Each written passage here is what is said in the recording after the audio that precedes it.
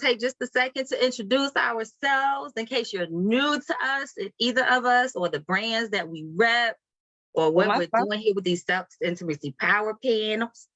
I must be having issues with my side because I'm still not seeing this live, but I'm gonna go with what you say because I'm still not seeing it. We live. I believe it. I believe it. I'll share it out. Yeah. So yeah, tell them who you are, and then I'm gonna tell them who I am, and then we're gonna kick it off. Well, if you don't know, my name is Kiana Barnes. I go by the official Q Barnes on all platforms. I am a mother, an entrepreneur, an investor. And I'm a master manifester. I love cheerleading for people. I live by the law of attraction and affirmations. And I believe we have the ability to do anything we put our minds to. We just have to put our minds to it and be consistent. So that's who I am, just in a nutshell, if you didn't already know. Didn't already follow me and find out. Yes. So if you're new to me or recently connected with the Healing One brand, I am Jasmine, also known as J-Bay, the owner and CEO of I Am Healing One. And we do all the things, but to make that make sense, we do all the things spiritual and holistic and metaphysical to support you in thriving in your healing journey, right? If you have not been with me for a long time, you may not have seen these different discussions that we've had. They have taken on different names through the years.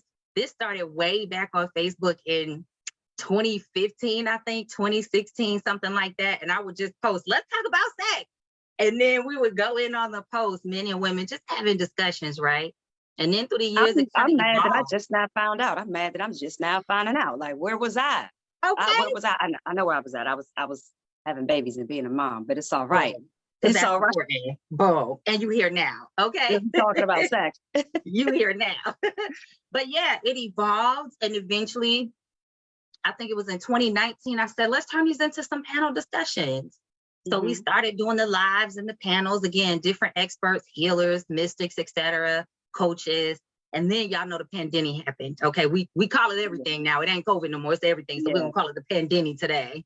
But that happened. That thing, had to take a mental health break, focus in on myself, work on my own chi and chakras, right?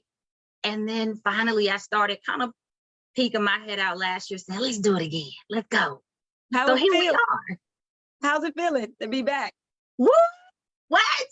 Okay, listen, y'all know I'm a little firecracker because I got a little Sagittarius in me. That's a lot of firecracker. That's a whole fire sign, my love.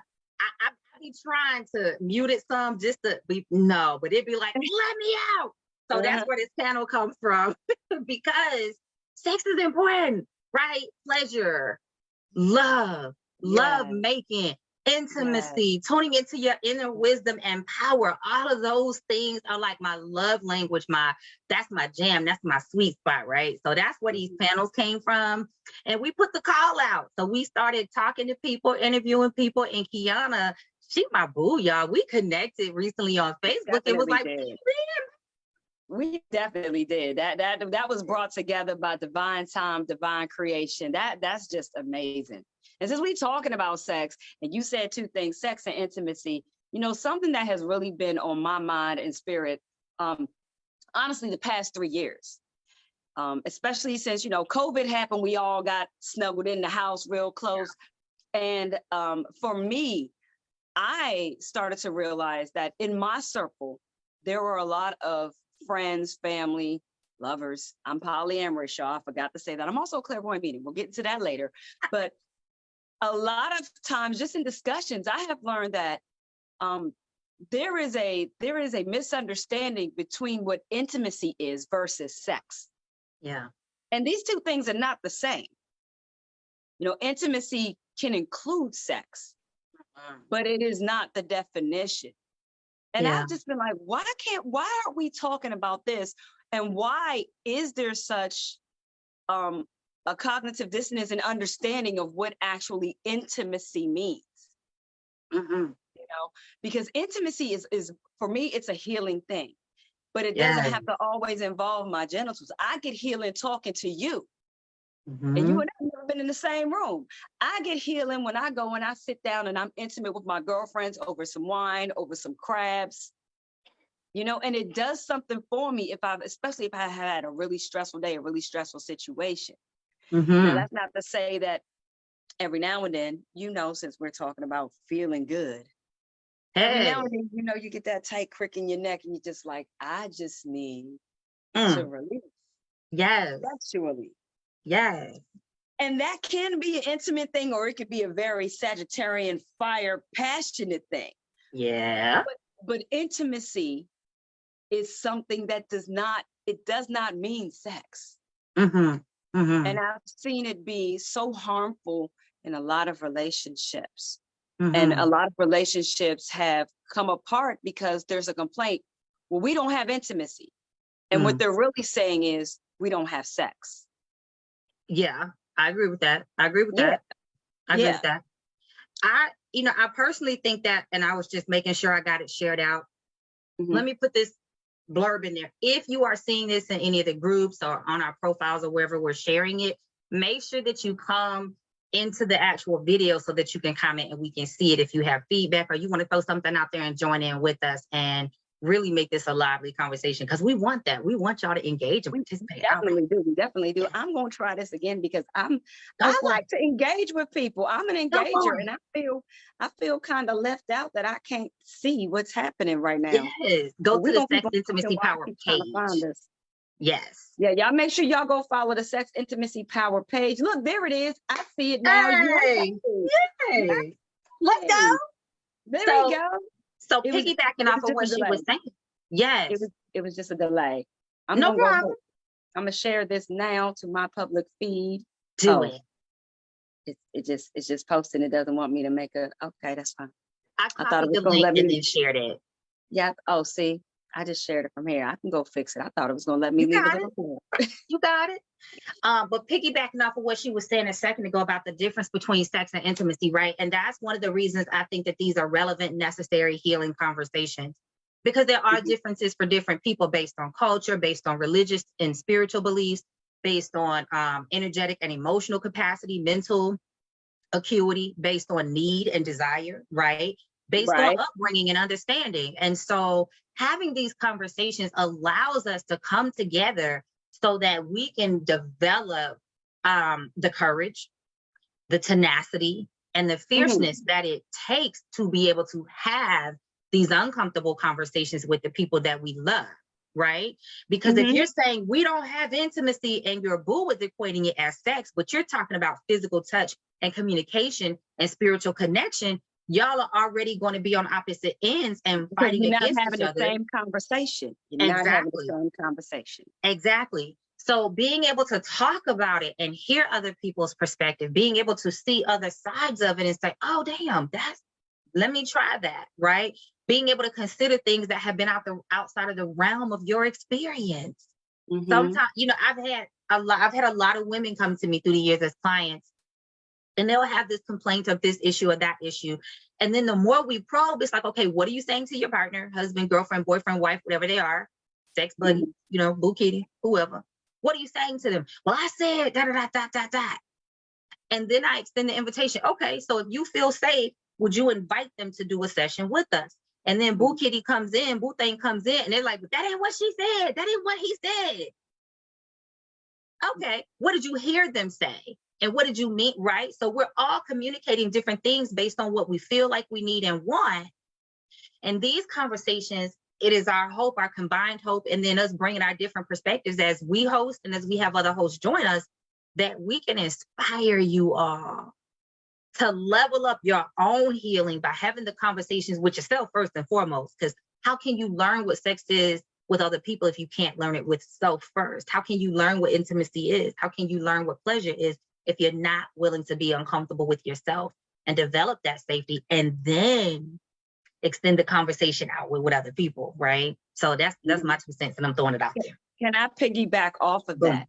You said something that I love: sex with yourself. Now, I'm a person that completely believes, and we're talking about healing and feeling good. I know. How do you know what you like if you haven't took the time to find out what you like? Yes. And there has been a stigma. Let me just put it out there. A lot of us were raised under indoctrinations that taught us that to know yourself, to know your own body was dirty Yes. or sinful.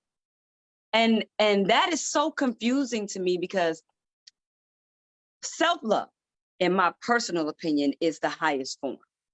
Like, I love me first. I love me. I adore me. I take care of me. And I'm looking for someone else that loves themselves, so we can come together and share the love we have for each other with ourselves. And that, in my personal opinion, is what makes sex and intimacy such a wonderful connection, because it is a connection. It is an engagement. It's meant to be fulfilling. Yes. But if I don't know what I like, I can't tell you what I like to tell you to do what I like. Yes. You know, I like conversations with my partner. I like to talk during intimacy. I like to talk during sex, because these are things that are catalysts to having a wonderful experience, be it intimacy or sex or a combination that involves both. And I believe if more of us would get comfortable having the conversations, baby boo boo, what you like? Baby boo boo, this is what I like. No, do it this way. No, do it that way. Or it may be a situation where you're like, you know what? I just need to be held. You know, I had a really rough day, and what I need is just intimacy. I just need to put my face in your neck. Yes. You know, but being able to have these conversations is so critical to healthy relationships. And it's crucial to maintaining the bond. Yes. It is. Because like you said, so many times people, you have your clients and you find out they're having two different conversations. And in that instance, what I like to tell people is communication, and in that is one thing. But comprehensive communication is what matters. Yes. Because you can have toxic communication and nothing gets resolved, nothing happens, nothing moves forward, and that doesn't feel good. That doesn't feel good. So that's true. It's about taking the time out to know yourself, to know your boundaries, to know what you need. And if I know these things about me, I know what I need. I know what my boundaries are. I know what makes me feel good. I can properly communicate those things to my partner so that they can give me what I need, be it intimacy or sex. Yes. And sometimes, let's just be honest, in those sexual moments, I'm feeling real powerful. I got this. You just let me do my thing. You know, all of that can be there. But how does it happen if we don't talk about it? And if if we're just in relationships and we're just going off what we think because we're too afraid to say. You know, I believe in reading about sex and understanding what it is as a spiritual engagement. I studied the Kama Sutra. Amy, I read the book. And you know, because I believe it is a energetic exchange, and I think it is something that should always be done with reverence. That's my personal belief. Not to knock any of the people who get out there and do it in a lifestyle for fun. Well, you know what? Even in the alternative lifestyles, I believe there's still a reverence for it because there's boundaries and there's rules and things like that. And however you get it, be it BDSM, be it swinging, be it monogamous, be it polyamorous, it should be healing to your soul. Let's talk about that for a minute. So I got it. I was trying to make sure I could see us in the different places, so we're good. So again, if you guys are joining us, because I can see some of y'all on here, if you comment, make sure you comment, you click into the video and comment so we can actually see it and respond back to you or engage with you. So let's talk about that, because here's the thing. You said reverence and you said healing. And I think that that's the difference in when sexual encounters that we choose to engage in, because we're not talking about abuse or anything that is non-consensual. We are strictly, for the purpose of this discussion, consensual, right? So I think that is the difference when we can look back and see engagements that we've had, right? Interactions, experiences with people that were consensual, but we still look back and wish I hadn't have done that. I wish that, right? Because we're looking at it wasn't fulfilling. We didn't get what we were looking for. We left feeling drained. We left feeling unworshipped or unadored or unappreciated. We left feeling maybe less respected by them or by ourselves. So many reactions, male, female, non-binary. We all discover these things within our experience at different ways and times, right? But that is the key, reverence. Now, this ain't gotta mean that everybody used to, because I know plenty of people that enjoy their sexual freedom and they're not worried about having one partner, right? So this isn't saying that the only way to offer reverence or honor or is monogamy. Healed is monogamy. But within whatever experience you're choosing to have, how are you going into it?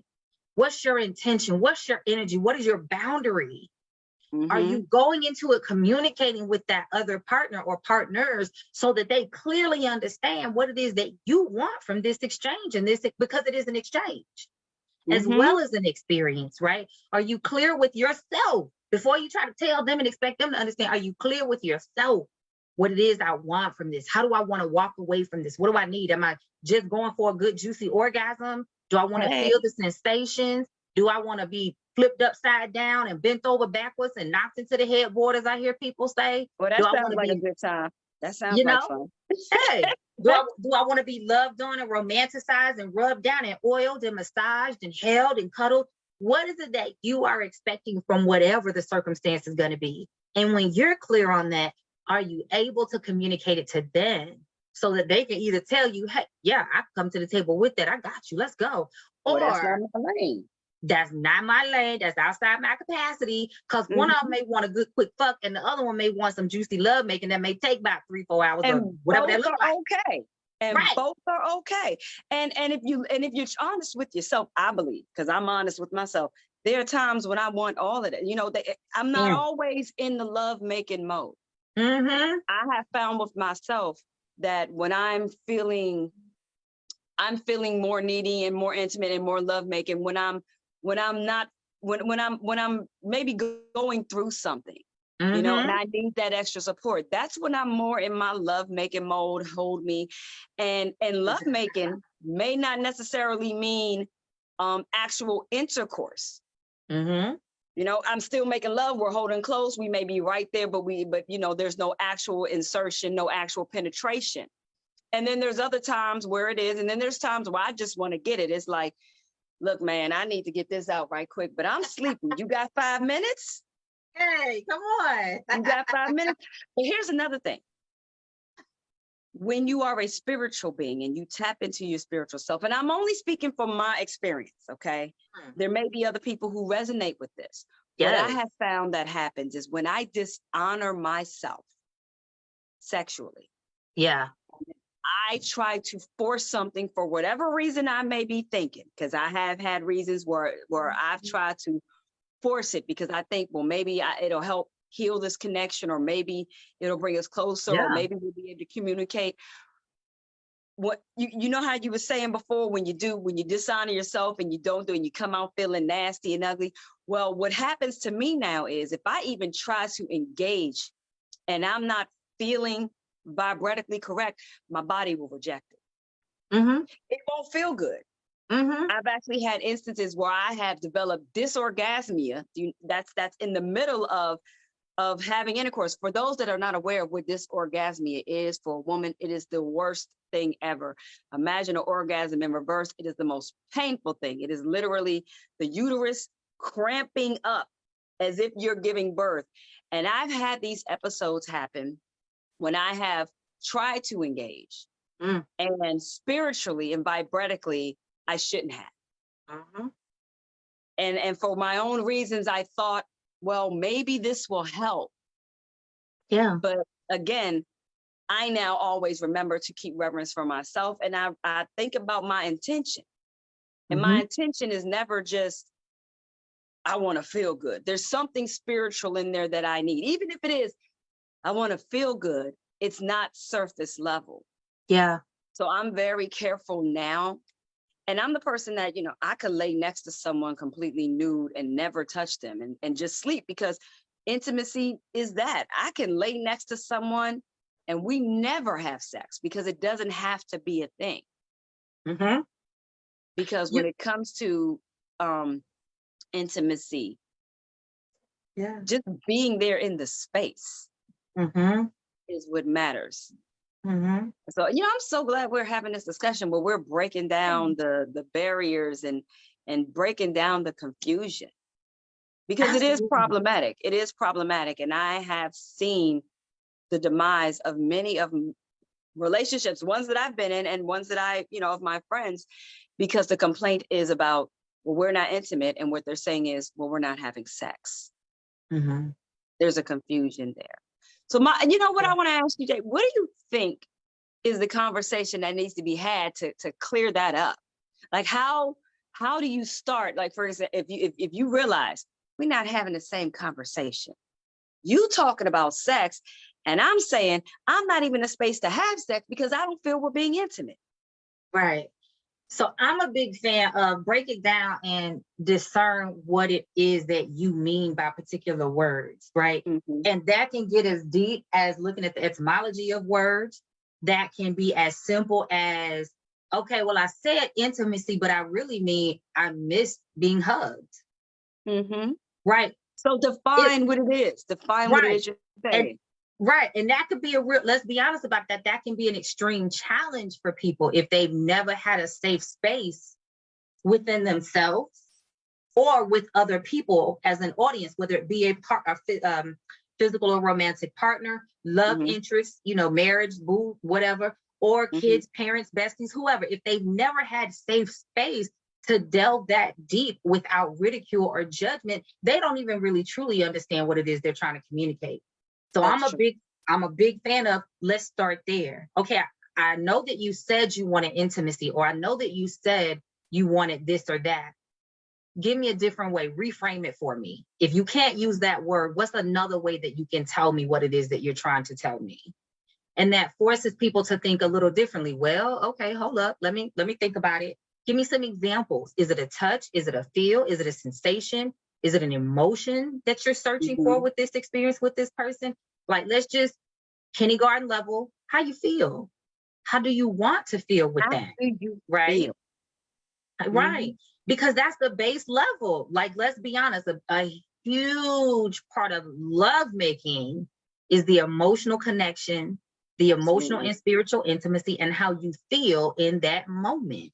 Because it is more about the sensations. It is more about the context of the whole experience, instead of just, I want a quick fuck. Let's go ahead and get this orgasm in because we got to go into this wedding or this meeting or this whatever. You know what I'm saying? The lovemaking is hailed as this whole romantic experience.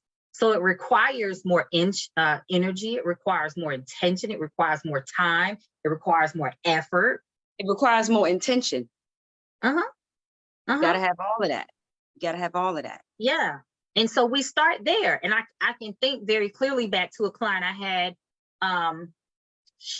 The guy came, so this is why I'm a big fan. If you've been with me for any amount of time, you know that I'm a huge fan of inviting men and non-binary into the conversation on womb healing. I will scream from my fucking mountaintop till I take my last breath in this body that is a necessary part of the healing process for all of us. And this is how I differentiate what I do, because most people are teaching it to women, and they're teaching it from the standpoint that we as women need to heal our wombs. Men have emotions too, don't they? I hope they have emotions. What these brothers? Men have feelings too. And yes, you better have some feelings if you're trying to make love to me. What you feel about me, boo? What? Really, please go heal your feelings. Please go heal your feelings. Now, let me throw this disclaimer out there, because y'all know I love a good juicy disclaimer too. Ladies, we are not saying that you have to traumatize yourself. If you've had experiences that make you feel not quite safe discussing these things with men, then there are some conversations that you just can't participate in for your own well-being, sanity, and safety. And that is acceptable. Listen, that's wholly valid. Boundary, insert your boundary. But for those that are not operating from that space, if you can hold space for men to be involved in this conversation with you, that in itself is a deeper level of your healing experience, because your man was in somebody's womb before he was born. You understand? Your son was in somebody's womb before he was born, and your dad, right? Your besties, your cousins, your brothers, whoever. And men have an energetic, see, this is again where I go deeper with this. It's not just about the uterus or the eggs. right? Or the ovaries, or the fallopian tubes, and the sexual organs that create the physical womb space in a woman to birth a child. We as living, breathing human beings all have an energetic womb space. That is the center of the life that flows through us and helps us to create in every way imaginable the way that we do in our life with manifesting, right? And so men have to be a part of this conversation. So check this out. I had this guy come to me a while back, and he was really adamant that he wanted to heal. He had seen me for a while, been watching me for a while. You know, you were his, I want to say he found me because some of his friends, wives and girlfriends had worked with me over time. You know, they roped the partner in at some point. You better do this damn healing with me. Listen, I'm growing, you better grow with me, okay? And then y'all listen, as much as y'all try to make it seem like it ain't true, it's true. Men cackle like hens, just like women do. So through the grapevine, he had heard about me and watched me on social media for a while and came to work with me. And he was adamant that he wanted to address, because he was cheating. Okay. She knew he was cheating. It wasn't no secret, but he wanted to be different.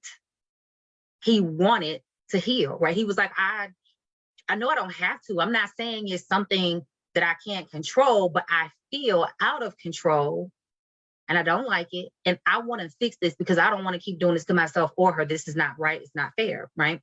Okay. So he came with the accountability. That's good. Came with it. He'd already been doing some stuff, already been to some therapy, you know, came with it. So we dug deeper and we really did some work to identify, where did this start? We looked at the traits the dad had and different things, generational, all those pieces and parts, identified where it started, did some healing work over time, right? And, you know, about a year later, he checked in with me. They were in a totally different place. Beautiful. Right. And all of that happened, one, because he had accountability with himself to figure out what he needed to be trying to communicate and why. What was he looking for when he was cheating? What was he trying to feel or accomplish or experience as he was doing that? Right. Because it wasn't really about the other women. And once he was able to identify that, then he was able to communicate with his partner. This is why I feel like I've been doing this. And, you know, I'm sorry I hurt you and it's not fair, you know, but if you forgive me, these are the things I want to change and work on. So the accountability was still there. And it was her open choice to decide, hey, I want to move through this or I don't. And, you know, they made their choice, right? But his ability to dig deep enough to figure out the why and the reasons behind was vital, right? And then she was able to figure out why she had known about it. And in her words, why I had put up with it for so long. I was waiting for you to say it, because I heard you say that he was cheating and she knew about it. And as a polyamorous person, I'm thinking, well, were they polyamorous or not? Because if she knew about it, you know, but no, obviously they weren't. He was just being unethical and she was being aware and turning a blind eye. Yeah. So that was healing for the both of them, because if you're being treated, or if you are aware that you are being treated less than, and you allow yourself to stay, then yes, there's definitely something that needs to be addressed there. And that happens all the time. That happens all the time. I can speak for myself and say that happened to me. There was a lot of me the past 3 years, a lot of me looking at me and realizing that I allowed a lot of things that I saw as early as 2008.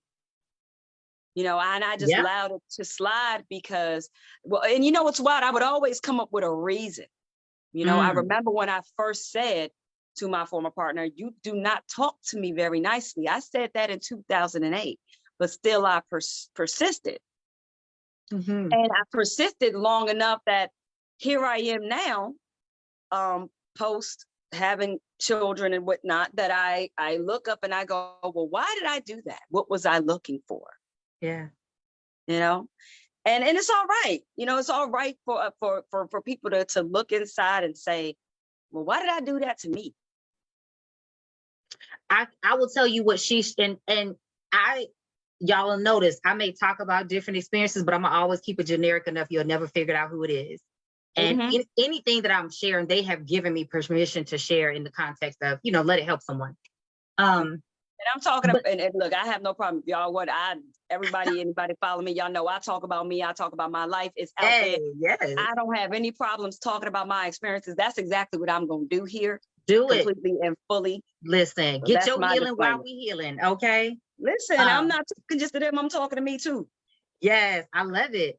But yeah, so that was part of our conversation too with her, right? Like once we had done some things with him, she joined in on some of the conversations. And part of her why, as she dug deep enough to figure out what her reasons and her needs and all those things were, was she felt like she had not been giving certain pieces and parts of herself in the experience. And so why wouldn't he go look for it somewhere else, right? If I know that I've been, and I'm not saying she's right or wrong, this was her. This And was her she has interpretation of right, herself. right. And so she felt like I know that there are things that I could have done differently, and I chose not to. I was focused on my own pain. Mm-hmm. And so I'm not absolving him of going outside or going against what we created, but I am operating in a space of grace or compassion that I can see, you know, the deeper layers of this. Now moving forward, because we're doing our healing shit, I catch you out there next time, I'm gonna cut it off. And I was like, oh, well. Hey, and that right there is real. That right there is real. The lessons that I have learned, just going through, like I said, especially the past 3 years, you know, 2020, that hard reset, that thing that happened, some call it COVID, some call it pandemic, that thing that happened was a hard reset for a lot of and for me, it caused me to stop and to really examine my connectionships, my relationships, even my marriage, and to see, do I feel fulfilled? Am I truly happy, or is my soul missing something? Yeah. And I started to highlight, and I was able to go back years, like I said, start back in 2008, and I was able to run it in front of me, girl, and just highlight. I didn't like this. That didn't feel good. I didn't like this. That didn't feel good. I didn't like this. That didn't feel good. And when I was done doing an audit of myself and the things that I allow, girl, I had you know, years long worth of things that I knew I didn't like. Yeah. But I stayed. Yeah. And I gave myself reasons. I gave myself reasons in the beginning until I got what I called valid reasons. Okay. The difference is there's a time frame when you can leave and not accept these things. There's a time frame when you don't have anything actually binding you other than your own ego. Yeah. Okay. Facts. But then afterwards, you know, children come along and things like, so these are the reasons that I told myself to stay in a situation that I knew was unhealthy, that I knew I wasn't being treated, talked to, loved the way I wanted to be. Yeah. And so when I started to do my healing, and the healing was for me, all about me, I was able to go back through and do a checklist, and I was able to look myself in the mirror and say, girl, you ain't love yourself enough. But guess what I do now? Because try me this time, see what happens. Like I don't see a red flag waving and pretend that it's green no. Now when I see those red flags, I'll stop and I will ask right up front, why you do that? I'm gonna ask you when I see something that don't make sense, why you do that? When communication is not comprehensive so that I can understand it, what do you mean? What are you saying? And we can stay there all day if necessary till you can figure it out, or I figure out you don't have a desire to figure out, in which case I get to make a choice. Because my healing journey is ever evolving. It doesn't stop. My healing journey means I'm always going. I spent since 2008 being in a situation where I was not loving myself enough, and I was not, majority of the time, I didn't feel good. Now, I'm not saying that relationships are always going to feel good. The ebbs and flows of life going to be up, going to be down.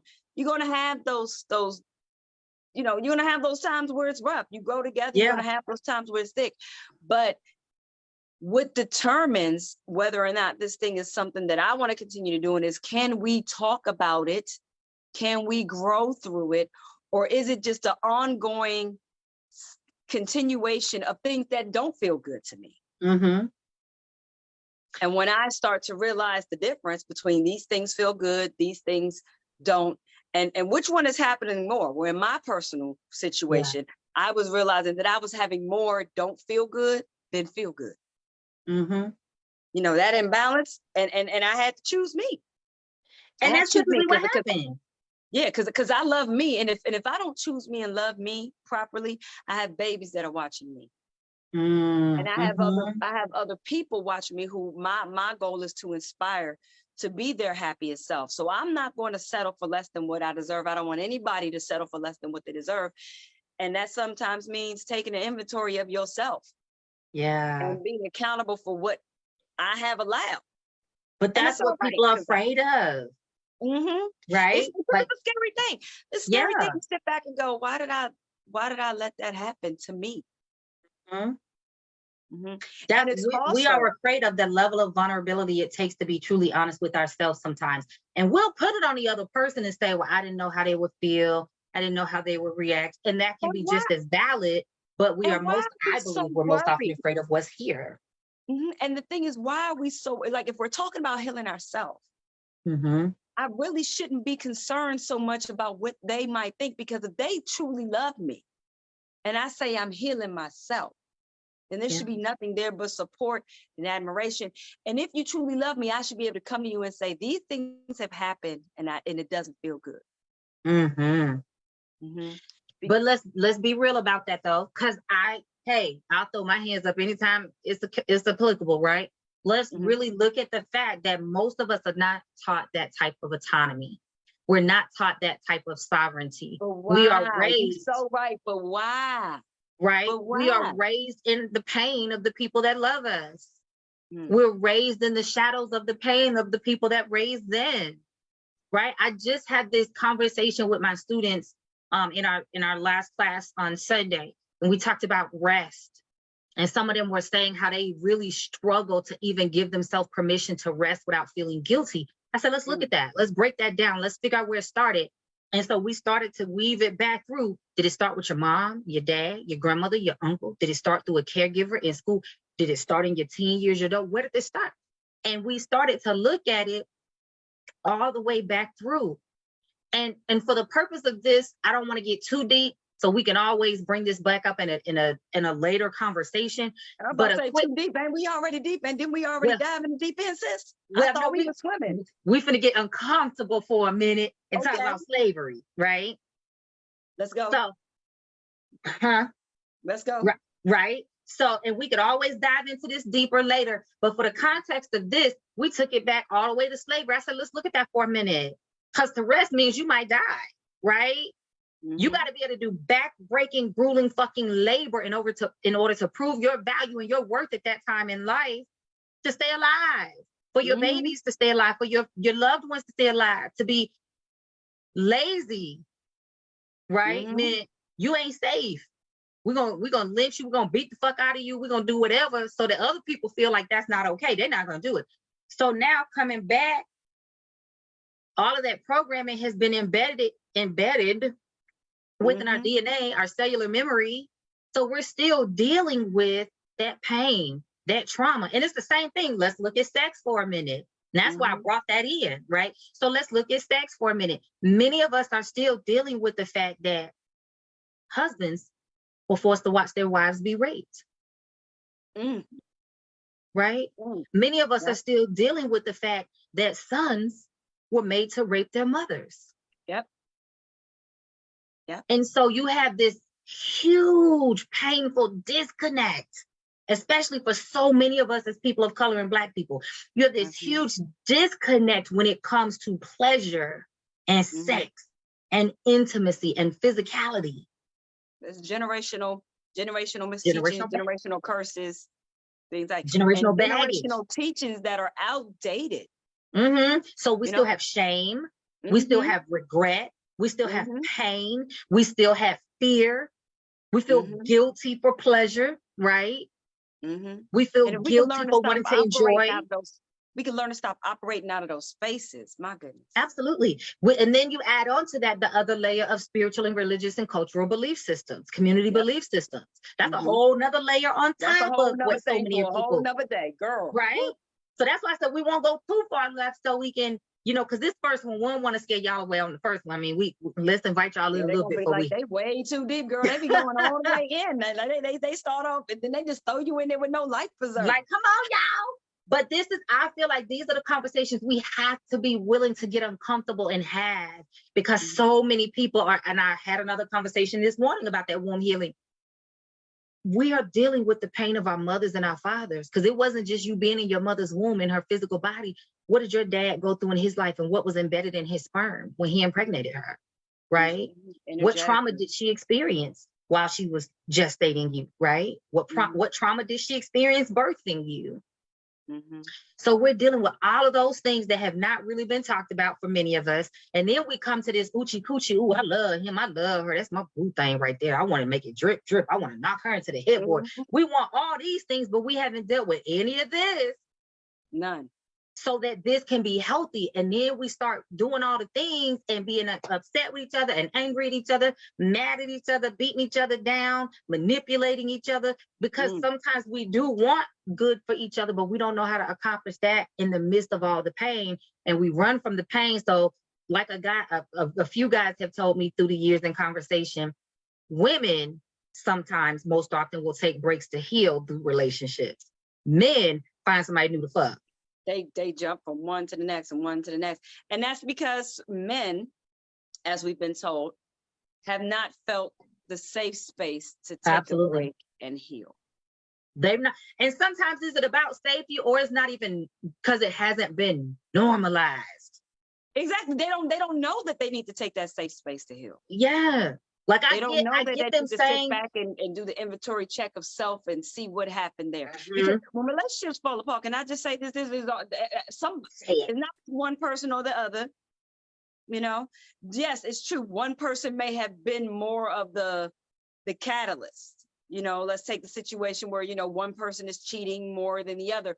But in every situation, there's accountability on both parts. There's accountability for what we allow to happen to ourselves, because I am at a place now where my boundaries are firm, and I will not allow myself to be in a situation where I can see this has the potential to hurt me. Yeah. That's real stupid. I'm not going to do it. I'm just not going to do it. I'm not going to engage. I believe you the first time you show me who you are. And that's why, so we have to normalize this too, because I'm wholeheartedly with it. And I understand a lot of men struggle to heal because they've never been able to have that conversation, right? So they don't feel safe. They don't feel safe to be vulnerable because maybe they tried and they were tearful or emotional, and a woman said, stop acting like a bitch, stop acting like a pussy, you know, whatever, out of her own pain and ignorance, right? But also let's look at the fact that it has not been normalized or expected out of men like it has for women. You better work on your shit. Ain't nobody gonna want you if you ain't, you know what I'm saying? And so we have to normalize that all of us have to step up to the plate with accountability when it comes to the fact that, hey, we got to be willing to have these conversations. We got to be willing to do this work. And because, I have been thankful in my life that I've tended to have guy friends from college up, you know, that were like brothers to me. So we would sit down and have random conversations and talk, and I would learn and listen. And I've heard it a few times through the years, like, you know, Jazz, y'all women, y'all will take a break and y'all will work on y'allself, and y'all will be celibate for 2 or 3 years and then get into your next relationship. Most men, they just gonna find somebody new to fuck till they find a new girlfriend, because they don't want to feel those things that have been portrayed to them as too feminine or not masculine enough, right? And then I've had guys say this, and when y'all comment, I want y'all to tell me what you think and if you agree or disagree. Right. But I've had guys tell me, most women, we will feel comfortable to share with our friends that fucking cheated on me, right? Because our friends gonna back us up. Hey, I got the shovel, I got the alibi. We finna cut his neck off, right? What happened here? Why are they still living? Okay, we coming, we rolling. Hold up, I'll be run up on it right now. Okay. Most men, they've said to me, yeah, when I found out my woman cheated, I didn't tell nobody. Why? Because I knew the motherfuckers would talk about me. And that's crazy. It's like, but you're hurting. You're hurting. Right. But that is the general conception. It is. I've had same thing. I have a lot of male friends, right? A lot of male friends. And what they have told me is that when it comes to issues with their significant other, with their girl, they will tell another female about it, Yeah. You know, the female that they feel safe about it, their homie or whatever. And that person that they know they're never going to cross that line with, they may, you know, why, help me understand. But that's as far as it goes. Yeah. Yeah. Sisters, Yeah. Yeah. we sit around and we have sister time, sister circle. I have my group of sisters, you know, you in it. You know, we sit around and we talk about what's going on, how we feeling. We get on a Zoom call with some wine and we'll do that. But the brothers don't have that. The closest I've seen, maybe, and I really truly do hope that it becomes more commonplace. We've all seen The Best Man, right? You all remember the movie The Best Man. Yeah. Okay, so when the brothers or I think it was part 2. Yeah, it was The Best Man Holiday. That one. They were down in the basement, they were playing pool, and they were talking about which girl did this. That seems to be the safest space. But they don't kumbaya like us. I've seen it also on the brothers when they were shooting basketball and they were talking about the issues going on, and one of them said, yeah, my girl smashed my dad, and they were like, oh damn, you know. But it's right there where it's like, okay, is this what y'all do? Is that but do you allow yourselves in those circles to release? And that's the thing that, of course, I'm not a guy, y'all come in and let me know, but my guy friends have told me they don't feel safe being able to cry, being able to release, and being able to have a physical manifestation of their emotions when it's something that hurts. They are allowed to express passion if it shows up as anger and rage. They are allowed to express their emotions if it's something that's like, girl, I love you, you know. But even then, they have to be careful with it because they don't want to be seen as the nice guy. And I'm thinking, well, that's crazy to me because I want me a nice guy. Okay. I want me a nice guy that's going to treat me like, you know, that's what I like. I don't want someone who feels like he got to be all hard and masculine and front for the world. And because I'm from the streets or whatever it is that they've been taught that doesn't allow them to be the compassionate, empathetic, soulful individual with feelings. Because each and every person on this planet is born with and endowed with feelings. Yeah. And those feelings are valid, and they range from I feel really, really amazing to I feel really fucked up. Yeah. Or like even with, you know, in the process of us bringing this to the relaunch again, right? You and I have both had conversations with males, with men that we respected, that we see doing, like my partner. I honor the fact that he is involved and invested in his own healing journey, doing his work. We do our work together, but he's not someone that I'm going to bring onto social media to talk about it, because that's not where his comfort zone is, right? He's listen, I'm gonna do my shit behind the scenes and focus on me, and I respect it, right? And that was the thing that you and I both were talking about when it came to different guys that we respect. They're like, hey, so we're doing this. Do you want to join us as that male voice? And because as we build this out, we're going to have multiple hosts talking about different things and different topics, the way that it was started back in 2019. But everybody was saying the same thing, like, nah. So and I really, again, that's the socialism that they've been raised in. Yeah. And I believe if we, okay, now I'm about to put it on the sisters, right? Because we done heard how the men respond and why they don't want to talk about it. So I feel personally that there is a bit of responsibility, if we are willing to take it on, to say to our men, I am a safe space. I see you. Your feelings are valid. Please talk to me.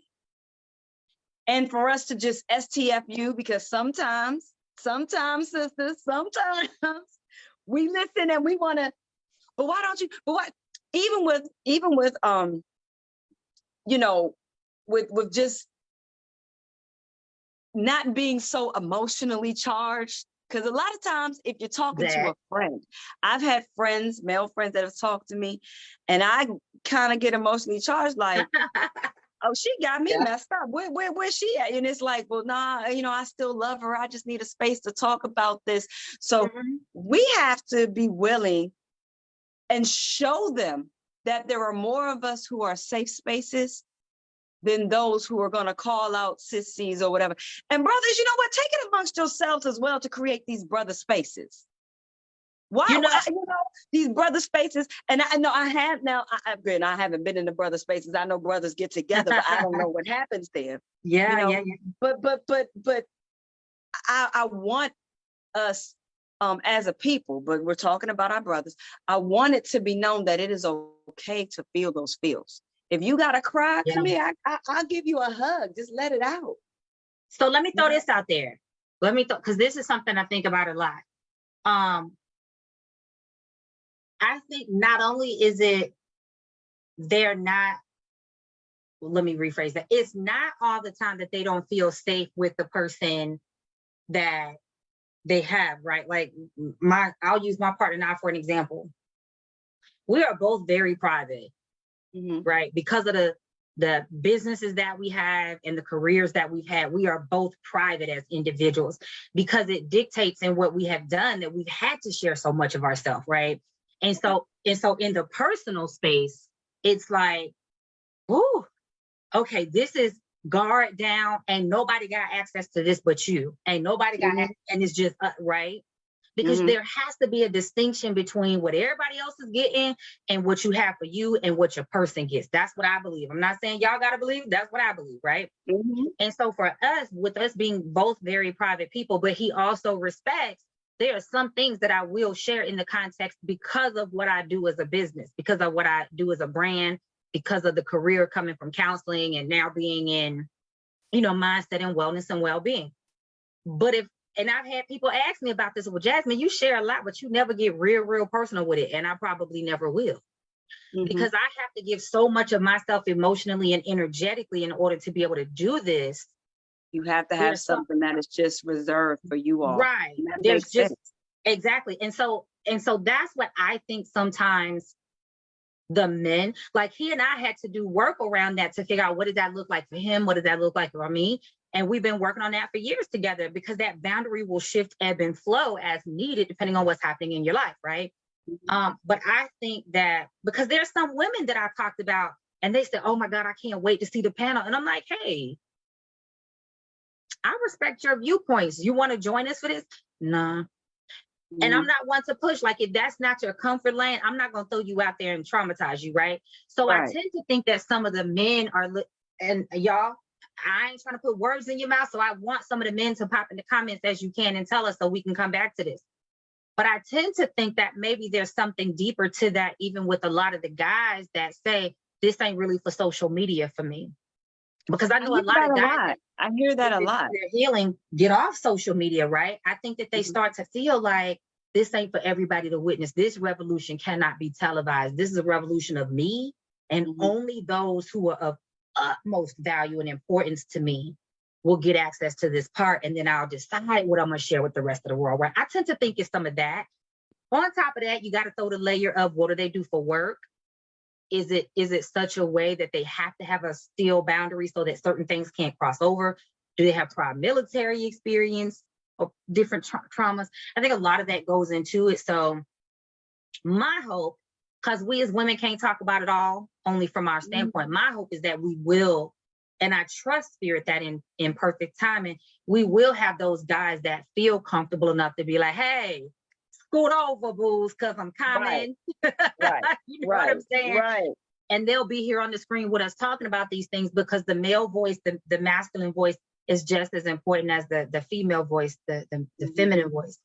And I think it takes all of these voices to have a very balanced and whole conversation. Yeah. So we started out. I love talking to you, girl. I do. I love talking to you. I love our vibe.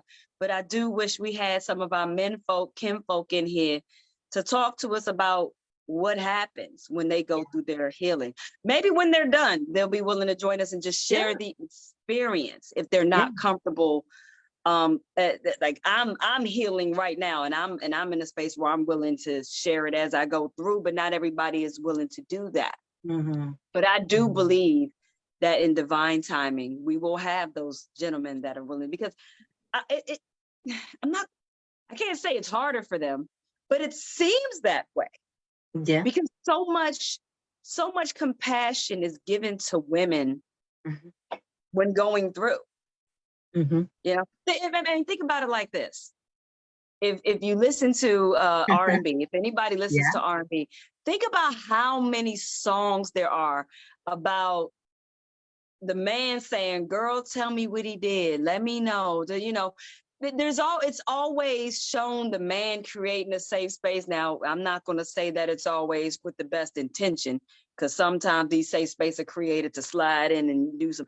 But my point is, it's out there. It's out there in the Yeah. media where you know, all my girls can get together. You know, me and my girls. Beyonce, say my name, say my name. Don't let me run up on you. How would you like it if I come over there with my clique? Me and my girls will roll up. You have those songs, and then you have the ones whereas, I want to be everything, now I want to know what turns you on. I want to be everything that your man not gonna be.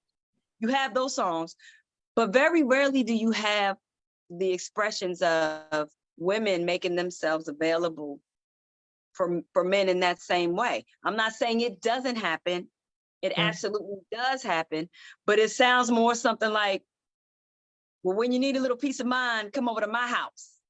Here's the key to unlock the door. Yeah. To my house, it's something like that. Or do you want to ride in my Mercedes? Boy, but it's not from that space of, I see you hurting, and let me be your friend and just sit down and tell me what's going on. Mm-hmm. Mm-hmm. And I really am looking forward to the day where our brothers feel like they have that safe space to just be raw and be real about their healing journey, even if they don't want to share it as they go through.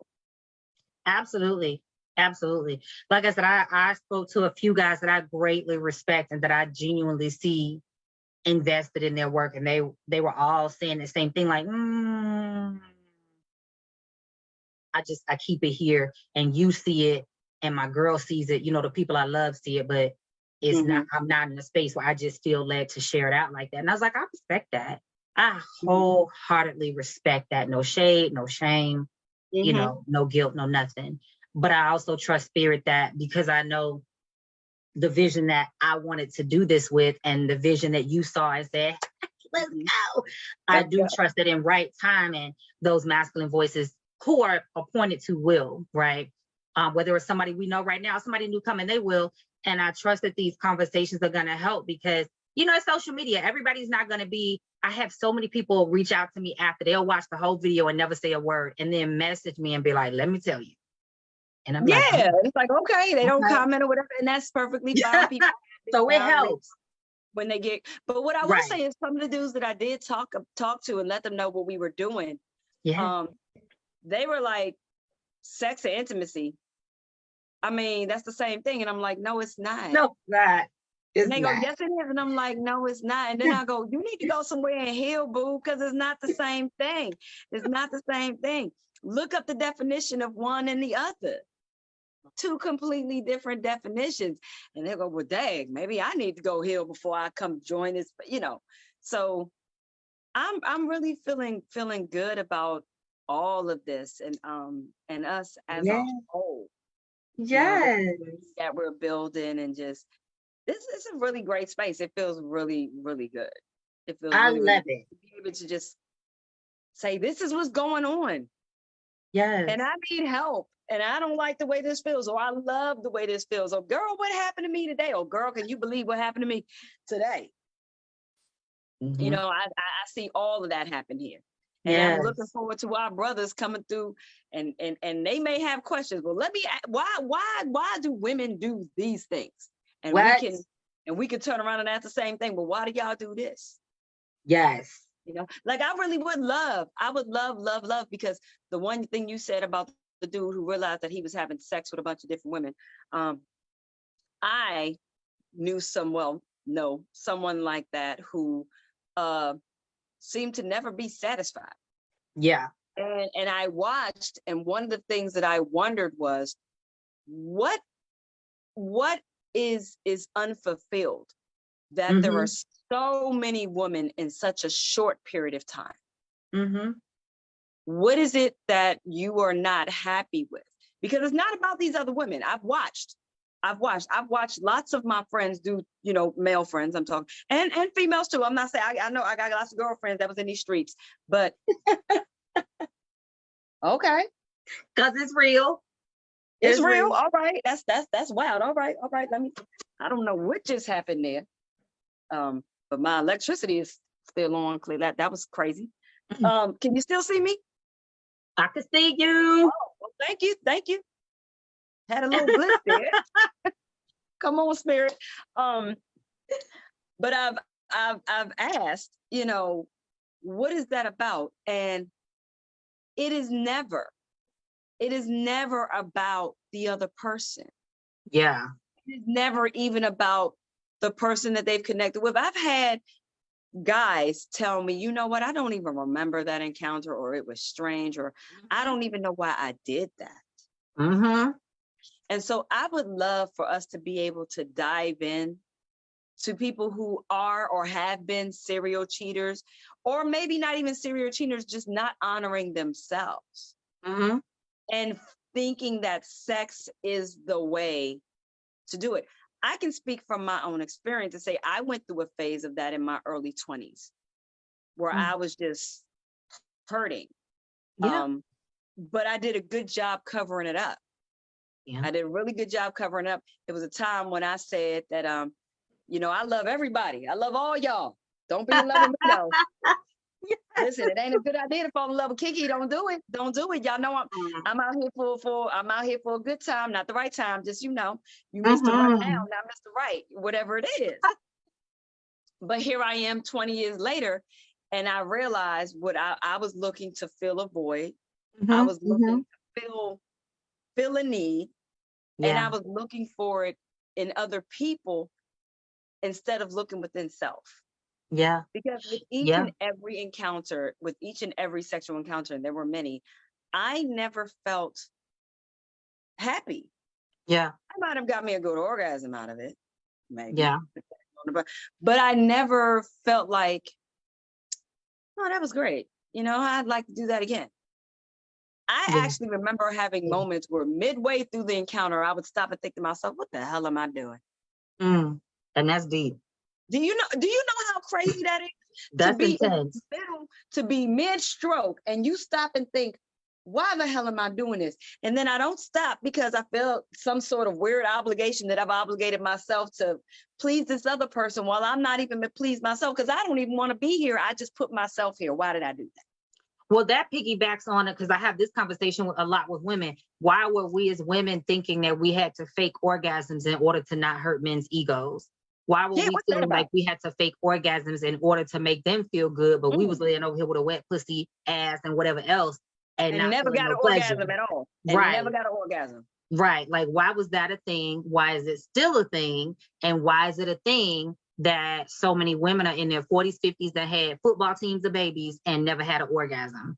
Right. And so those are all kind of interwoven together too.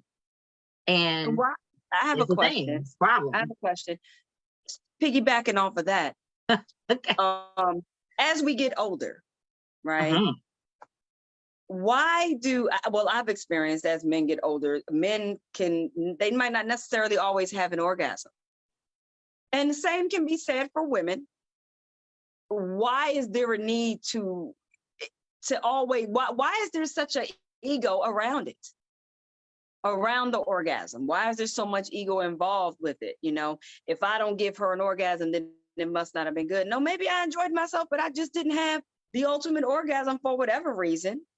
That's how we've been socialized. Now, where it started, I don't know. That's how we've been socialized. Yeah, and there's a high population, I'm not going to say most, there's a high population of women who have never experienced an orgasm from their G-spot. A lot of women can only experience orgasm from clitoral stimulation. Men may not necessarily know that. I hope that as education is more readily available, that they will learn that. But like you said, why should we be faking it for each other? Like, if I'm engaging with you and I want to have an orgasm, I shouldn't have to fake it. I should be able to talk to you and say, no, this is what I like. Well, that goes back to that comfort and safety, right? And a lot of people think I'm an asshole when I say it, but I'm like, listen, you shouldn't be fucking anything or anybody that you don't have safety with to communicate your needs or what feels good or what doesn't. If you got to second guess yourself in your head and talk yourself out of saying it out my mouth, right? Like that's a whole problem because you're prioritizing their pleasure and their well-being over your own. That's a whole level of self-sabotage and unworthiness and insecurity and lack of self-love. That's a whole ball of things, right? But you're prioritizing your ego over self-love. Exactly. Because you want them to brag about it to you. So you brag. That's so out of order. But we are socialized to do that, right? On top of the fact, anatomy. Everybody isn't gonna. So I shared this with you when we were talking. One of our previous panels, one of my babies was sharing, you know, from her perspective. She's a massage therapist, energy practitioner. And so we had this panel, men and women, talking about different aspects of these topics. And so she was sharing whatever we were talking about at the time. She was sharing how she had never had whatever the particular orgasm somebody had talked about. And this lady jumped in because we were letting people, you know, in the comments, and this lady jumped in. I think we ended up inviting her on as a hotspot guest or something. And I think she was a therapist, which offended me even more. Because I'm like, how the fuck are you a therapist coming on here with judgment? Like, I'm gonna need you back that ass up. Lack of compassion and safe space. So she jumped and was like, how you gonna be on here talking to me? Oh no, Mama Bear came all the way out. I'm gonna need you to park that bullshit. Because that's not what we're here to do. We're here to normalize having conversations, not shame people because they haven't had one thing or the other. Now let's talk about anatomy, right? Because the way that different anatomy may be situated in each of our bodies, it may be more feasible or easier for certain people to have a certain type of orgasm versus another one, right? It may be more feasible or easier to be enjoyed in certain positions versus another for different people. And that all affects our ability to enjoy pleasure, to relax, to feel safe, to connect intimately, mentally, emotionally, spiritually, energetically. That affects our ability to have pleasure in the experience, whether we're going for the big O or not, right? That affects how we experience the sensations and the touch.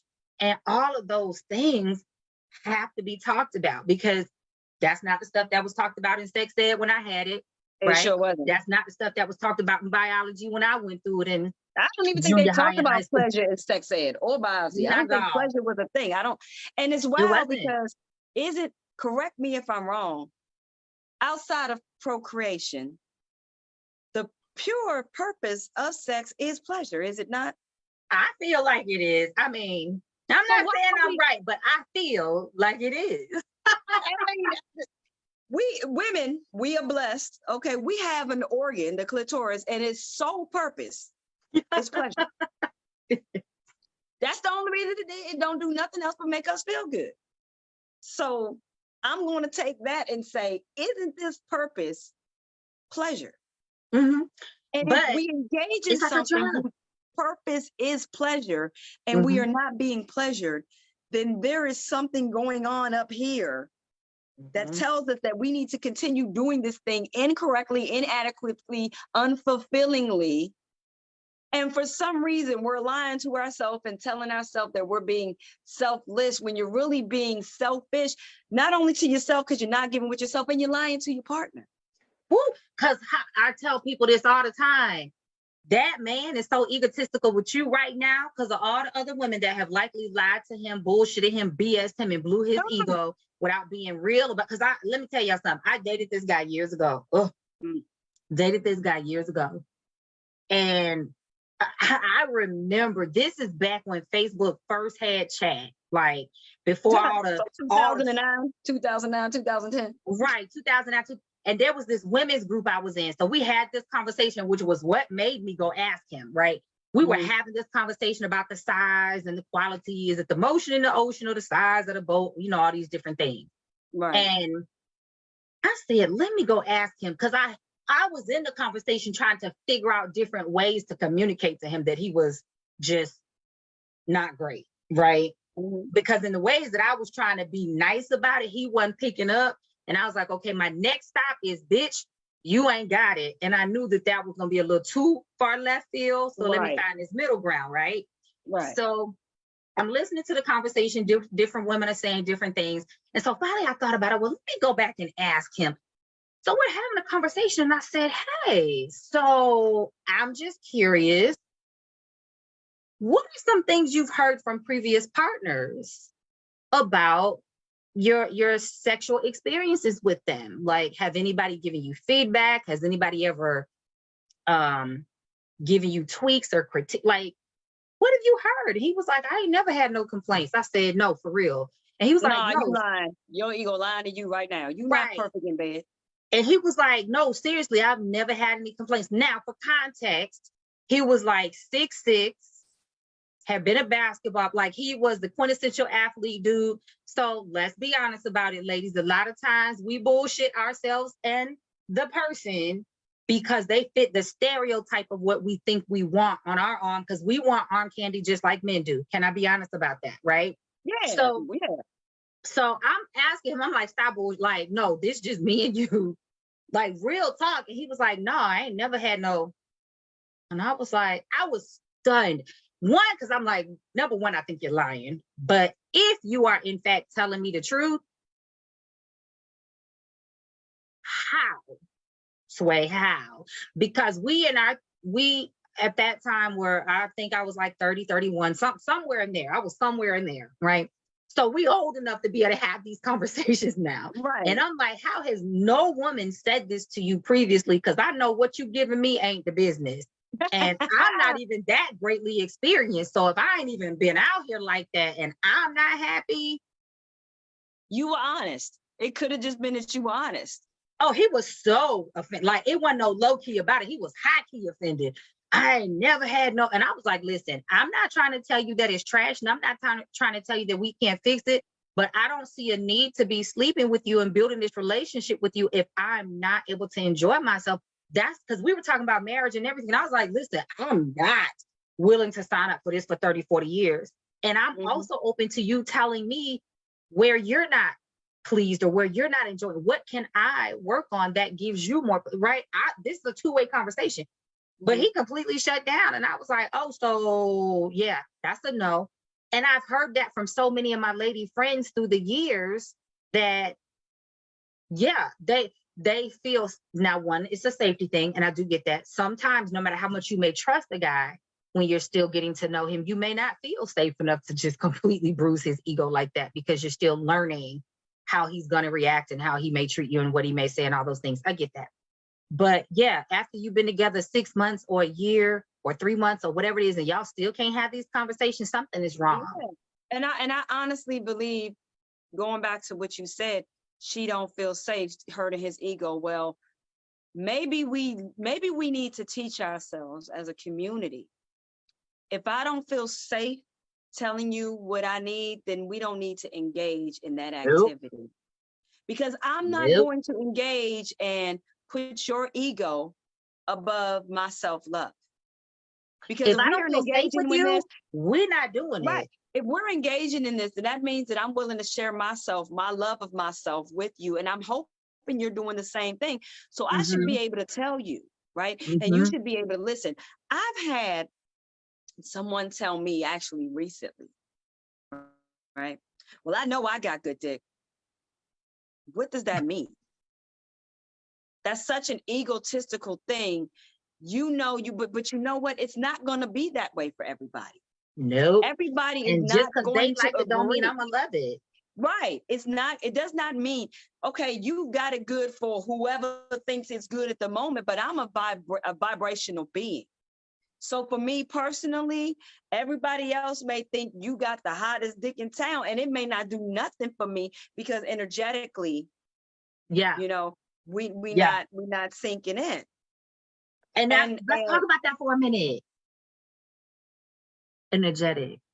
Sometimes that's our bodies telling us, danger, danger, don't go no further. But we ignore it and we keep pushing. This orgasm and be like, hey, don't do it. You know, I've gotten better now. Where I don't have this orgasm, because when I feel energetically is off, don't even put myself in that situation. But you're right. You know, pay attention to the vibes. A lot of times we see those vibes and we move past it. And then I really honestly believe, my personal opinion is that before bad sex happens, it's going to happen because you don't feel in sync. Listen, you better preach. You don't Because feel in sync. using this Every dude as an time I've had example, a you better wonderful preach. sexual experience, we have been in flow, our energies have connected, and it has been a beautiful experience. Now, I'll be honest, there have been times where, not often, but I have had times where I have ended up having sex and it came from a negative space, meaning I was really, really mad at a person. And I mean, I was angry and it turned to sex and it felt good on a lower level, just on a basic level. But then afterwards, because our energies weren't in sync, I get that. Why did I do that? This feels like trash. I feel like I pissed on myself. Like I said, using this guy as an example, you talking. Because in that example, it was like repel. So we got to stop, running around. I got good dick. I got good pussy. That's really all up to the user at the time to decide. Because, baby, let me tell you something. That thing could go from feeling like the greatest thing in the world because I think we energetically sync. And then as time goes on, I realize, oh, you trash. This don't feel good no more. Yes. I don't want this for me. And I certainly ain't going to wish it on nobody else, but it may be somebody else's turn to be traumatized. You know what I mean? So I'm just saying, can I just put it out there? When it's your turn, to get that lesson, if that's what's attached to it, it's going to feel how it feels until it don't. So let's be real about it. I've elevated to the space where if we are not energetically in sync, and I mean, if we are not flowing like water, baby, then you can just flow on away from me because you don't need to touch it. Like I said, get to the space. I would love for us to normalize. Let me just lay next to you and not do nothing with you. Can I sleep next to you and feel comfortable before I get you all up in my coochie? Can I just lay next to you and feel safe? I need to be able to do that before I let you get to that deeper level with me. And I want you to feel safe with me before you do that. That's communication and intimacy. Yes, that's what I'm talking about, sis. That needs to be there first. Because I believe when that is there and it is organic and authentic and unforced, the sex is amazing every time. Listen, you can have mediocre pussy or dick, and that intimate connection will make it feel like a gold brick, right? Because it's so much deeper than just the physical of the body parts together. It's so much more energetic and spiritual at that point. And it can still be fucking and not love making, right? But it's still going to feel pleasurable and powerful because there's a deeper connection there. That's going back to the reverence. That's going back to the healing and the honor, right? And that's going back to know thyself, heal thyself. Because when you operate from that place of well-being, to thy own self be true. Absolutely. To thy own self be true. Yes. When you know thyself, then you develop the safety to be able to communicate it with other people. And if there is no safety, they don't have the ability to stay in your space. They're not worthy to be in your space. Exactly. Now, I mean, they're not good people, but they're not worthy to be in your space. Doesn't that make so much sense? Like, if I can't feel safe with you right here, if I can't say to you, I need to be held, or I just need to be kissed, or I need to be cuddled. If I can't tell you before we get to that deep level, what feels good to me, what doesn't feel good to me, I don't have any business going any further. And neither do you. Maybe if we could learn to have these conversations about, let's wait a while, let's take our time. Or not, because let's be honest, sometimes you see it, but just check your energy. Sister, check your energy, brother. Check your energies and how they are intertwining with each other. Yeah. It can be that, that hot, go get it, whatever it is. It don't have to be love making. And it may just be, you may have that partner where both of y'all come home, y'all had a frustrated day and you like, we just need to funk it out. Let's just bang this out right quick. And because you all honor each other and you see each other and you understand what each other need in that energetic moment, it's still going to feel good, even if it's not love making. And you're going to get it out. And it's going to be like, oh my God, thank you. I need that, like a crack in my back. Yes. Come on. You know what I'm saying? Listen, there may be times where it's like, listen, I had a rough day. When I get there, you can call. When I get there, I need you to just bend me over, grab the back of my ponytail, and just give me work. That's what I need. Don't make love to me. We'll do that tonight. And that may be in lovemaking, may not have anything to do with actual intercourse. And maybe just hold me. We done already got that orgasm out the way. Lovemaking could be the intimacy that I need. And that's I think that's where communication is huge, right? So I'm a fan of create your templates or create your schedule. And schedules can feel so lacking to some people, right? They can feel like they're lacking spontaneity, and that frustrates some people. But I'm a big fan of create your template or create your schedule because it keeps you accountable to one another. Discuss what you need. What's a minimum? What's a base that you need as far as touching, feeling, sex, love making, fucking, whatever it is? What is a base that you need on a weekly or monthly basis? But don't you know spontaneity can be part of that? That's what I'm saying. Don't you know that you can say, I need some spontaneity. Just mess me up and let me not see what's coming every now and then. And we just go in that now. No.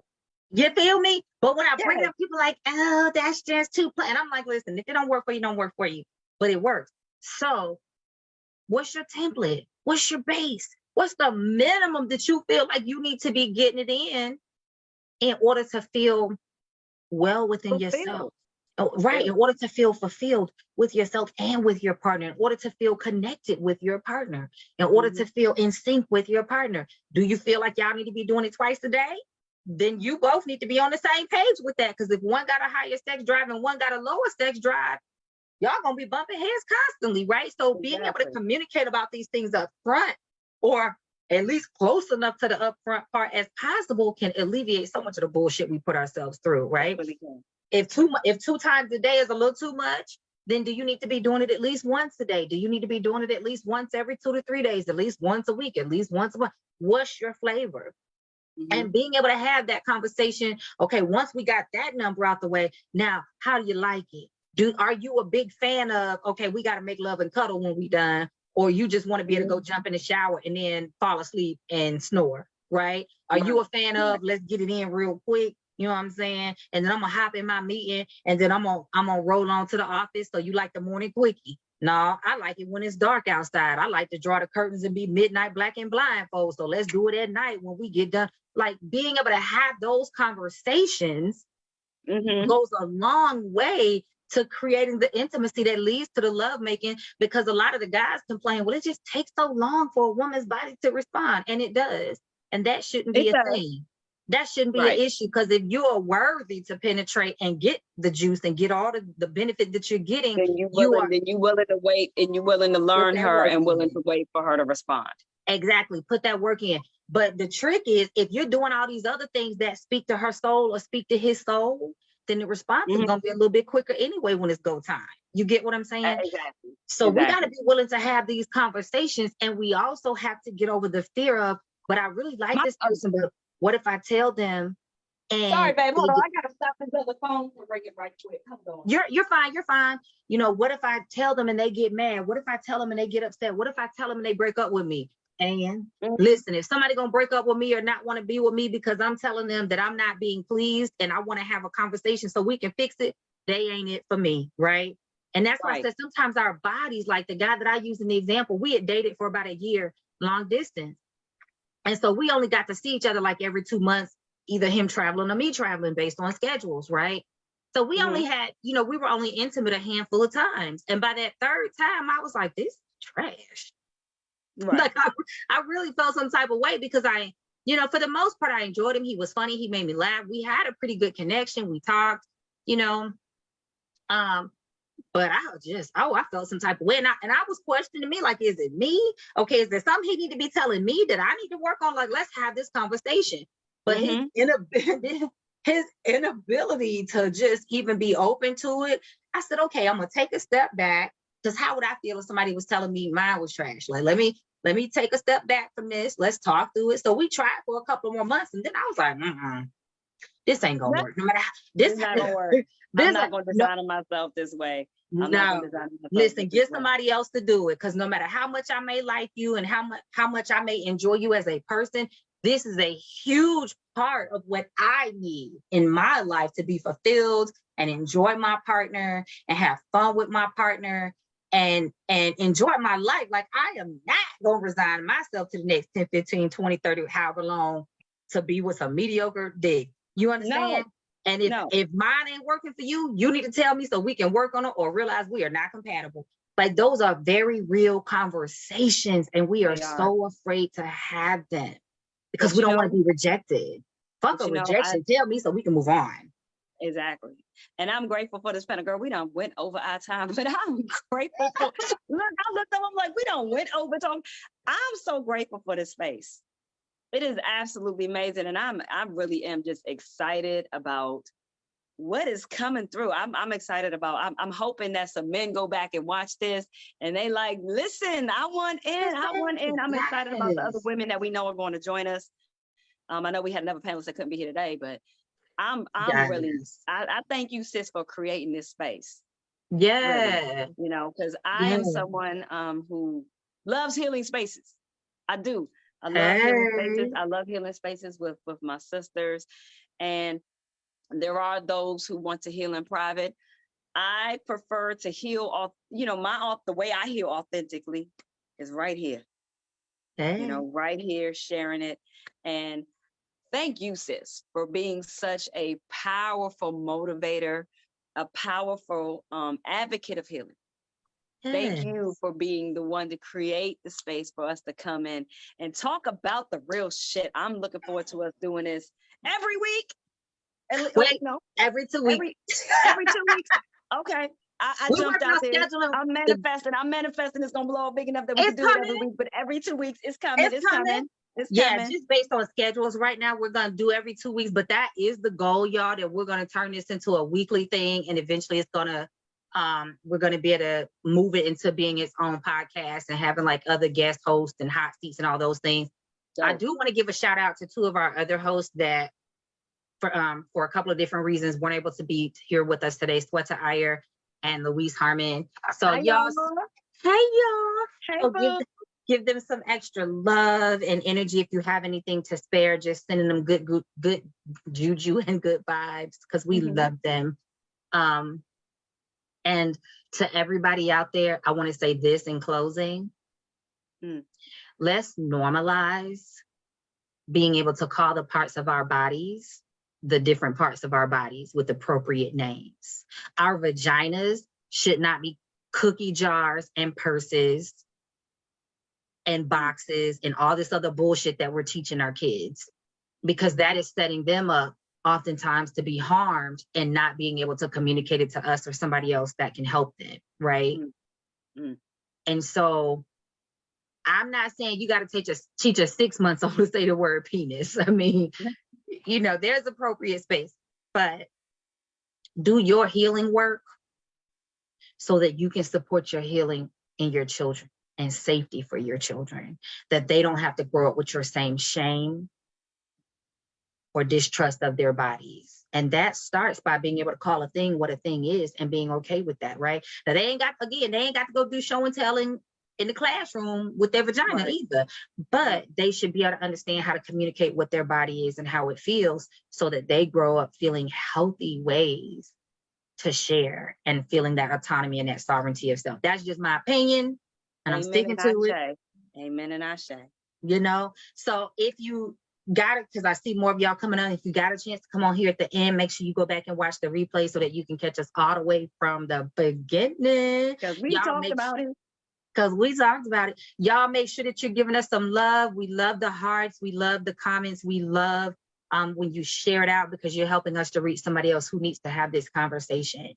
And if you are the next host that we're looking for, where you at though? Where you at? Get your shot and let us know so we can interview and see what is what. Okay. Absolutely. We can't wait. We can't wait. Yes, I love you all. Thank you, Miss Q. Look, thank you, Miss J. Love you, girl. See you in 2 weeks. We see y'all in 2 weeks. I'm gonna see you anyway, because that's what we do. I'm gonna see you, boo. We'll see y'all in 2 weeks, and make sure y'all share it out, guys. Bye.